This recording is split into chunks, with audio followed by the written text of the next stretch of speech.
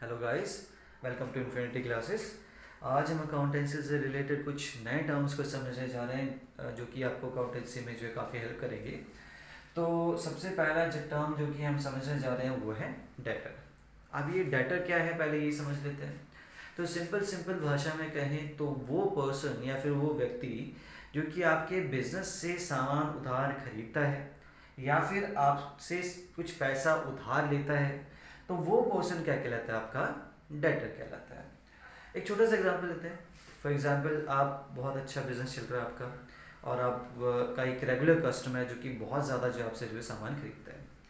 तो एक बार वो कस्टमर आपके पास आता है, वो कहता है कि आपको जो है वो बहुत बड़ी उसको जो है बहुत बड़ी क्वांटिटी में जो है सामान चाहिए।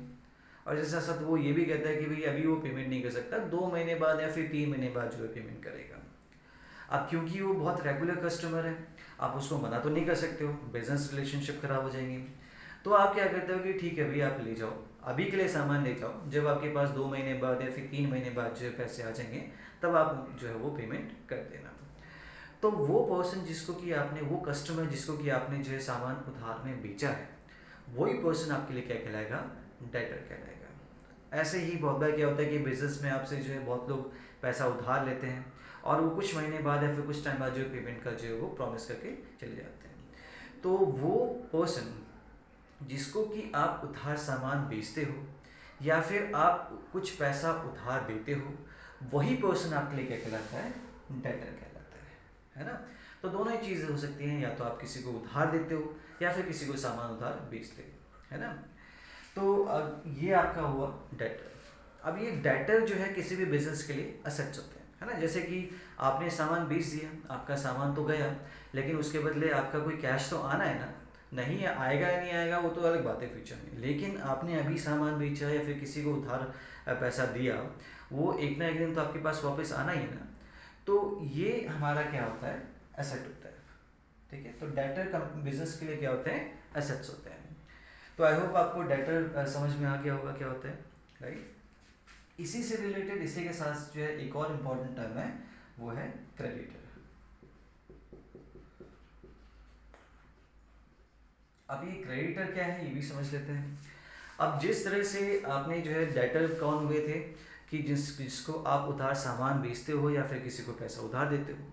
अब बिजनेस में दोनों तरह की ट्रांजैक्शंस होती हैं। कभी आप किसी को सामान उधार में बेचते हो या फिर बहुत लोगों से आप जो उधार सामान खरीदते हो।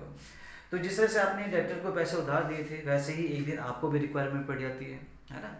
तो आपका कोई रेगुलर सप्लायर है, अब आप उसके पास जाते हो, कहते हो कि भाई आपको जो है बहुत सारे क्या कहते हैं, रॉ मटेरियल की या फिर बहुत सारे सामान की ज़रूरत है, सप्लाईज की ज़रूरत है। तो क्योंकि ऑर्डर बहुत बड़ा है, आप अभी पेमेंट नहीं करोगे, आप 2-3 महीने बाद या फिर 4-5 महीने बाद जब भी आपके पास पैसे आएंगे आप पेमेंट कर दोगे। तो क्योंकि आपके सप्लायर के साथ काफ़ी अच्छी रिलेशनशिप है, तो आपके सप्लायर कहता है कि ठीक है भाई ले जाओ, है ना? आप 2-3 महीने बाद या फिर जब भी आपने प्रॉमिस किया तो आप पैसे देके चले जाना, राइट? तो इस केस में जिसने आपको उधार सामान बेचा है, वो पर्सन आपके लिए क्या कहलाएगा? क्रेडिटर कहलाएगा, राइट? तो इसी तरीके से बहुत बार क्या होता है कि बिजनेस को रन करने के लिए फंड चाहिए होता है। अब हमेशा ऐसा नहीं पॉसिबल है कि सफिशिएंट फंड आपके पास हो। ऐसी भी सिचुएशन आती है कि पैसा ना हो आपके पास। तो उस केस में क्या करते हैं बिजनेसेस कि वो जो है किसी पर्सन से या फिर किसी से भी जो है पैसा उधार लेते हैं। तो वो पर्सन जिससे कि बिजनेस जो है पैसा उधार लेता है या फिर सामान उधार में खरीदता है, वही पर्सन क्या कहलाता है? क्रेडिटर कहलाता है। अब डेटर क्या हुआ? जिससे हमने, बिजनेस ने उधार सामान बेचा जिसे, और जिसको उधार दिया वो क्या कहलाएगा? आपका डेटर कहलाएगा। और इसका उल्टा, जिससे आप उधार सामान खरीदते हो या फिर जिससे पैसा उधार लेते हो, वो आपके लिए क्या कहलाता है? क्रेडिटर कहलाता है। अब डेटर्स आपके एसेट्स थे, वहीं पे ही क्रेडिटर्स आपके लिए क्या कहलाएंगे? लायबिलिटी कहलाएंगे। क्रेडिटर्स आपके लिए क्या होंगे? लायबिलिटी होंगे। वो क्यों? कि आपने अभी सामान खरीदा है, आपने किसी से पैसे उधार लिया है, राइट? लेकिन एक सर्टेन पीरियड के बाद आपको उसके लिए पेमेंट तो करनी है, वो पैसा वापस तो करना है ना। ऐसा तो नहीं है ना कि आज सामान खरीदा और 2 महीने बाद भूल गए, ऐसा तो नहीं होगा। जैसे हमारे एग्जाम्पल में, जैसे कि आपने सप्लायर से उधार सामान खरीदा और ये बोल के कि हम 3 महीने बाद पेमेंट कर देंगे, लेकिन ऐसा तो नहीं हो सकता ना कि आप 3 महीने बाद भूल जाओ, बोलो कि हमने तो कोई पैसा ही नहीं रहा था, है ना?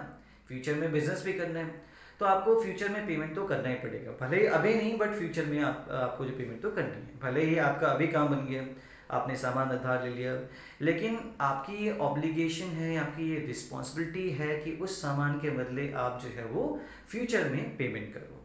तो जब तक वो पेमेंट नहीं करते हो वो आपके लिए क्या कहलाएगी, लायबिलिटी कहलाएगी। इसी तरह से किसी से आप पैसा उधार लेते हो तो ये आपकी रिस्पॉन्सिबिलिटी है कि वो पैसा आप जो है टाइम पे या फिर जब भी आपके पास पैसे होंगे वो आप उस पैसे को रिटर्न कर दो। ये आपकी ऑब्लिगेशन है, ये आपकी रिस्पॉन्सिबिलिटी है। तो इसीलिए क्रेडिटर्स क्या होते हैं, लायबिलिटी होते हैं किसी भी बिजनेस के लिए। तो ये थे हमारे डेटर्स जो कि हमारे एसेट्स होते हैं, और ये थे हमारे क्रेडिटर जो कि हमारे लिए क्या होते हैं, लायबिलिटी कहलाते हैं। ठीक है, तो आई होप ये आपको जो है वो काफ़ी टर्म समझ में आ गए होंगे। ठीक है।